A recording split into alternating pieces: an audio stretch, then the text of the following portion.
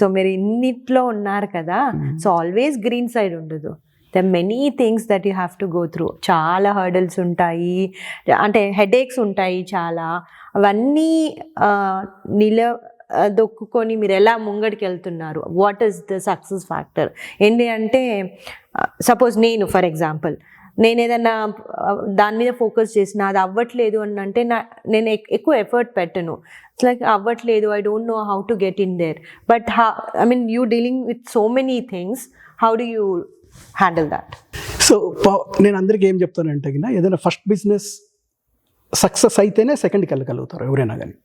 Okay, so ఒక success రావాలంటే అన్నీ ఉండాలండి. కమిట్మెంట్ ఉండాలి, హార్డ్ వర్క్ ఉండాలి, dedication. On top of all these things luck కూడా ఫేవర్ అవ్వాలి. ఓకే, ఇట్స్ నాట్ జస్ట్ ఎవరు కూడా అంత నేనే చేసేసానంటే కన్నా అది కుదరదు. ఫ్యామిలీ సపోర్ట్ ఉండాలి. సో అన్ని రకాలుగా సపోర్ట్ ఉంటేనే సక్సెస్ రావచ్చు. గ్యారెంటీ లేదు అక్కడ కూడా.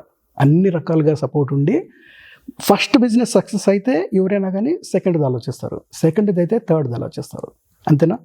సో గ్రాడ్యువల్గా 1 by 1 స్టెప్ బై స్టెప్ తీసుకుంటూ పోవడమే కానీ ఒకేసారి నేను ఇక్కడ ఉన్నాను, నేను 20 బిజినెస్లు ఒకేసారి పెట్టేస్తాను అట్లాంటివన్నీ అంటే ఆ విధమైన ప్రొజెక్షన్స్ నాకైతే నమ్మకం లేదండి. So I only take baby steps. I only believe in 1 step at a time.